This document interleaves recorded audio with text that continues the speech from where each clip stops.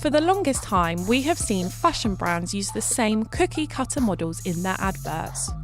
Tall, slim women rule the fashion industry and are the only bodies we see represented. Even though most stores stock up to a size 18, we are still faced with the same size 8 women modelling the clothes when the average woman in the UK is actually a size 16. The questions which must be asked are: why aren't models of every shape and size in fashion advertisements, in-store and online? And why is there a lack of standardisation of clothing sizes? Considering in 2018 alone, female shoppers spent £29.4 billion on clothing in the UK. How about fashion companies help women feel more confident about themselves through advertising and marketing instead of profiting over their insecurities? In this day and age, it is inexcusable for so many high street fashion campaigns to not be representative. I think there are so many examples. Even when you're walking down the street and you look at mannequins in the window in Topshop or whatever, and you see these tiny, tiny mannequins. Their waist are the size of my arm, Yeah. And the clothes are pinned to them because they don't fit, because the smallest size is too small for the mannequins. It's this idea that girls can't achieve, but a lot of girls struggle to try and get to that point. I struggled a lot with feeling overweight from about the age of 16 to 18, and which resulted in me losing a lot of weight. I went down to like a size 6, but then since I've been at uni, I've been better and I've put on a bit of weight, which I'm sort of unhappy about, but I'm happier that I'm not sort of like forcing myself to be skinny.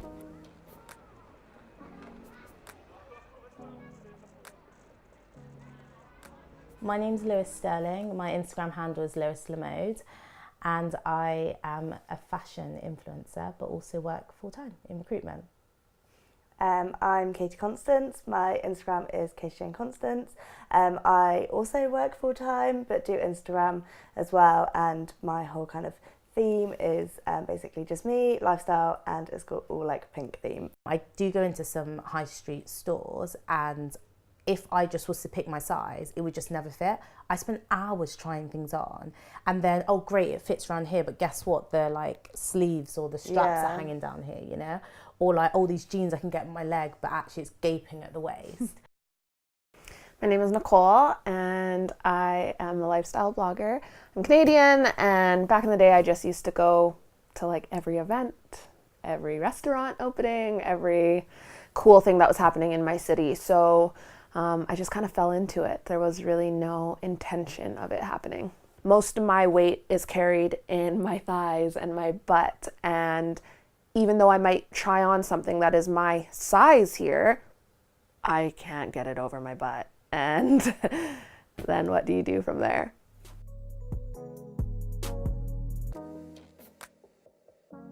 I'm 6'1", and so obviously I'm quite tall.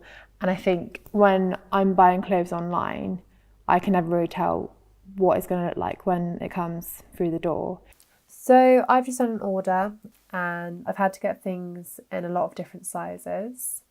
But as you can see, like all of these sizes are completely different. So that's a size 16 skirt, that's a size 14, that's a size 10 dress, that's an extra small top, that is a size 10 or 8 maybe dress. And I've also ordered some jeans, and I don't really wear jeans, so it's going to be quite interesting to find out how they're going to look. And I got them in a size 12, leg 36.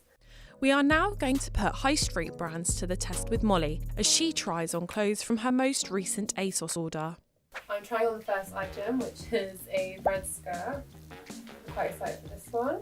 It fits around my waist and it fits around everywhere. So yeah, I'm quite happy I'll keep this one. It's really tight around my bum. It's quite squished and it will do up, but it's not very comfortable. I wouldn't wear this out. So this one's going back. This is a size 14. This isn't from the tall section though, and it fits really well. think it's quite complimentary to my figure. This one is an extra small top by Naked, and as you can see, like, it fits perfectly. It's actually a little bit big.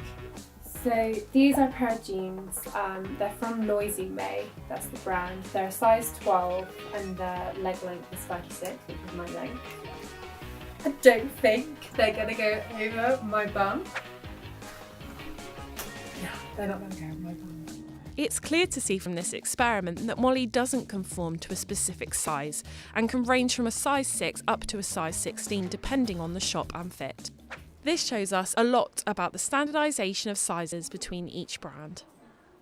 From the perspective of someone who's really, really quite small, I'm 4'10", I see a mannequin and they're really tall and I'm looking at clothes that are fitting them and I go, oh well, maybe I'll take that into the cubicle, I'll try that on, and all I can see is my height. I can't find things that fit my bust at the same time as fitting my height, at the same time as fitting my weight. So it really is a balancing act and nothing is really cut to fit my shape. And when you're trying to like at least stay a little bit on trend or a little bit fashionable, or you just want to get something that fits you, which is all I'm after really, I can't get it. Even though we're trying to celebrate diversity in this day and age, which is great, it needs to be everywhere. It needs to be like everything they post has to have different body types, colours, shapes, whatever.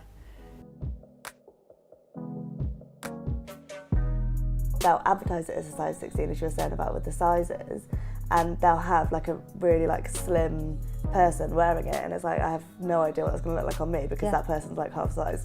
Yeah. It's either petite and very small and slim or plus size, when actually the average person is an in-between size, and that's the person who's going to be shopping in your shop. So why not representing them?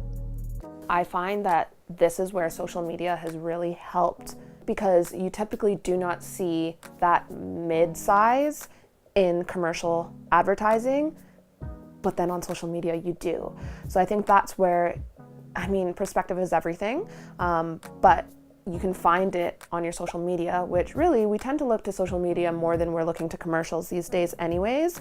There are a number of influencers who are standing up for diversity and representation in modelling and media. Women like Precious Lee, who was the first plus-size black model in Vogue, and Ashley Graham, who made history by being the first plus-size model to make it on the cover of Sports Illustrated swimsuit edition. Sports Illustrated decided to have curvy women not only in their magazine, but on the cover of their magazine. Now that means that size diversity is here and it's real and it's not a trend. British actress Jamila Jamil is a celebrity who's made it her mission to call out everyone who sells lies about beauty, from Hollywood to advertising. You know, just because you look like a woman, we trust you and we think you're on our side, but you are selling us something that really doesn't make us feel good. You're selling us an ideal, a body shape, a problem with our wrinkles, a problem with aging, a problem with gravity, a problem with any kind of body fat. You're selling us self-consciousness. The same poison that made you clearly develop some sort of body dysmorphia or facial dysmorphia, you are now pouring back into the world. You're like recycling hatred. Jamila is trying to stop these toxic campaigns which feed off women's insecurities. Her aim is to encourage women to celebrate the aspects of their lives beyond numbers on a scale. I think if companies started to follow suit with showing more diversity amongst the models that they use in their advertising, for people that maybe aren't ingesting social media, where we're seeing a lot of this happening already, they would get that inspiration too. They would know that this will look good on them too. But I think until companies start utilizing that in their advertising, people that maybe aren't so social media heavy, they might just be left a little bit in the dark with where to go to from here with what body type they're at. The advertising issue lies in only representing one type of body.